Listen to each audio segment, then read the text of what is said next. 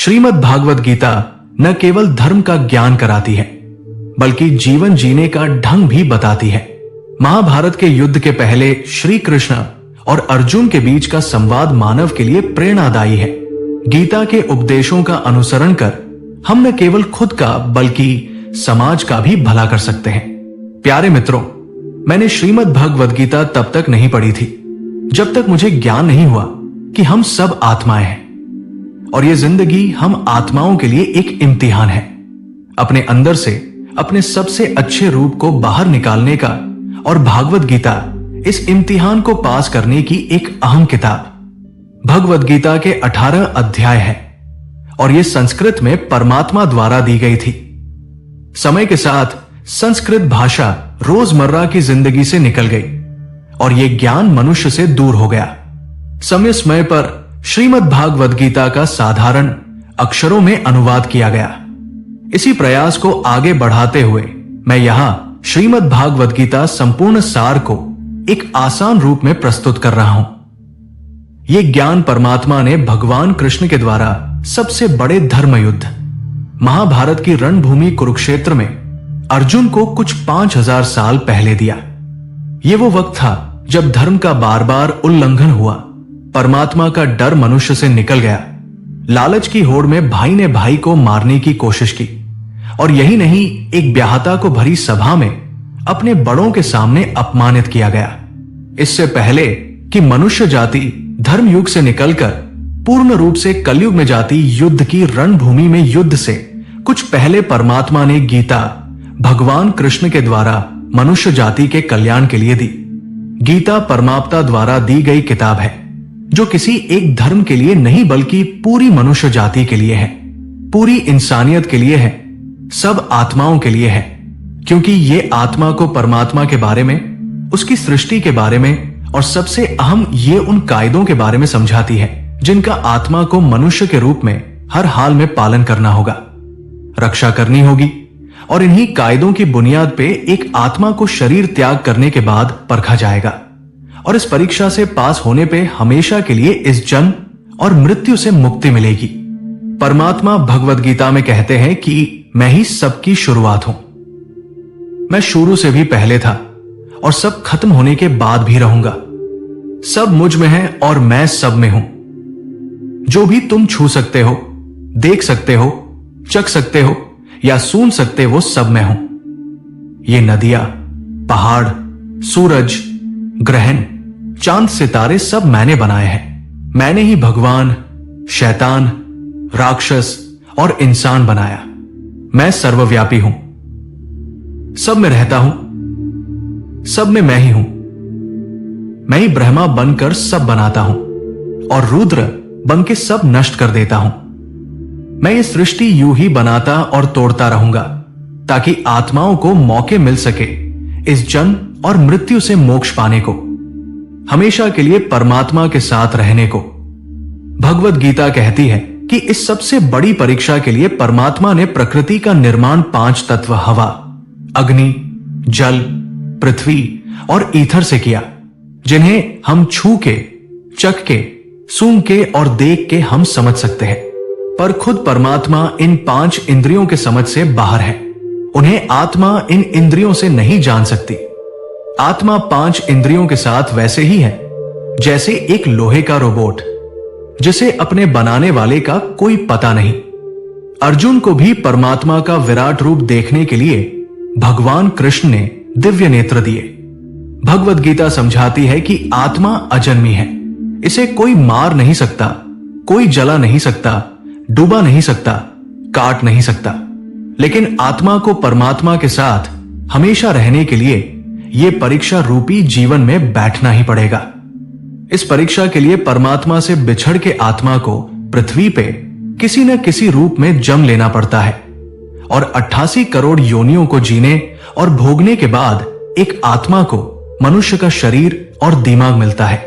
इस सबसे बड़ी मर्यादाओं की परीक्षा में बैठने के लिए हर मनुष्य को इस पूरी परीक्षा के दौरान तरह तरह की अच्छी और बुरी भावनाओं की चक्रव्यूह में अपने ही भाई बहन और मित्रों के साथ डाला जाता है, जिसमें हर आत्मा को अपने अंदर के तामसिक और राजसिक अवगुणों से निकल के सात्विक जीवन में प्रवेश करने के मौके मिलते हैं। हमारे तामसिक गुण वो है जो हमारे अंदर हीन भावना पैदा करके हमें खुद को उदास और नुकसान पहुंचाते हैं, और हमारे राजसिक गुण हमें ईर्ष्यालु और लोभी बना के दूसरों के प्रति नुकसान पहुंचा सकते हैं। इस परीक्षा के दौरान हर आत्मा को तामसिक और राजसिक गुणों को खत्म करके अपने सात्विक गुणों से परिचित होना पड़ेगा।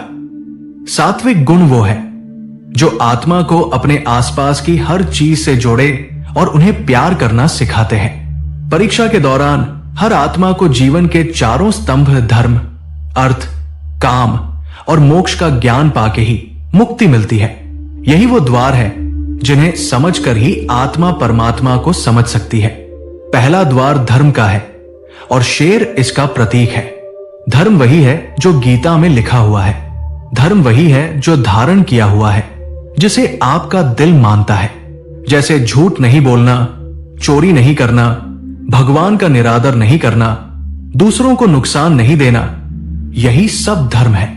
और हर आत्मा को अपने जीवन काल में हर समय धर्म का पालन करना होगा और उसकी रक्षा करनी होगी।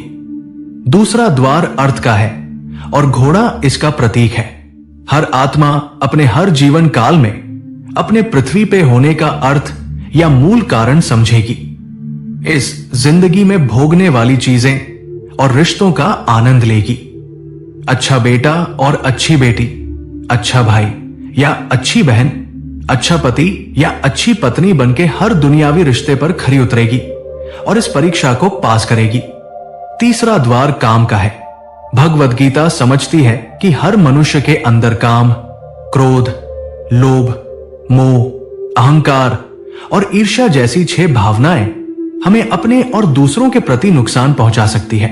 इन भावनाओं को हर मनुष्य को हमेशा अपने नियंत्रण में रखना होगा, क्योंकि इनके बहाव में किया हुआ कोई भी काम हमारे जीवन भर की परेशानी का कारण बन सकता है। और एक आत्मा संतोष और सादगी से इन भावनाओं पर हमेशा के लिए विजय पा सकती है। चौथा स्तंभ मोक्ष का है और हाथी इसका प्रतीक है। इस परीक्षा रूपी जीवन में हर मनुष्य हर समय कुछ इच्छाएं रखता है। कुछ इच्छाएं एक ही जन्म काल में पूरी हो जाती है, पर कुछ अधूरी रह जाती है और उनके पूरा होने के लिए आत्मा को वापस पृथ्वी पर आना पड़ता है। भगवद गीता समझाती है कि हमारी इच्छाएं ही मूल कारण है हमारे पृथ्वी पर वापस आने का, और अगर हम कोई भी इच्छा न रखें तो हम इस जीवन और मृत्यु से मुक्त हो सकते हैं। ये द्वार माफी का भी है। जिन्होंने आपके साथ बुरा किया उनको माफ करके और जिनसे आपने बुरा किया उनसे माफी मांग के मुक्ति पाई जा सकती है। जब तक आत्माएं इन चारों दरवाजों धर्म, अर्थ, काम और मोक्ष को समझ नहीं लेती, तब तक इस आत्मा को बार बार मनुष्य के रूप में आना ही पड़ेगा। परीक्षा का समय खत्म होते ही आत्मा शरीर और अन्य सब वस्तुओं का त्याग कर देती है। जो भी संसार में रहकर बनाया वो अब किसी और का होगा और आत्मा अपने कर्मों के फैसले के लिए चली जाती है। आत्मा के अच्छे बुरे कर्मों का हिसाब होता है। अपने अच्छे कर्मों के लिए आत्मा कुछ वक्त के लिए स्वर्ग और दुष्कर्मों के लिए नर्क चली जाती है।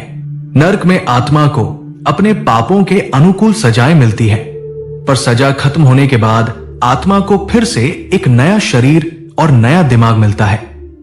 इस परीक्षा में फिर से बैठने के लिए और हर परीक्षा में वही सब फिर दोहराया जाएगा।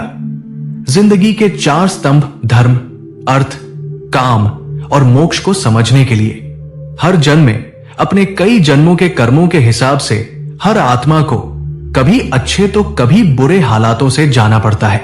लेकिन जब तक आत्मा परमात्मा के साथ योग को नहीं समझ लेती, तब तक वो मुक्ति नहीं पा सकती।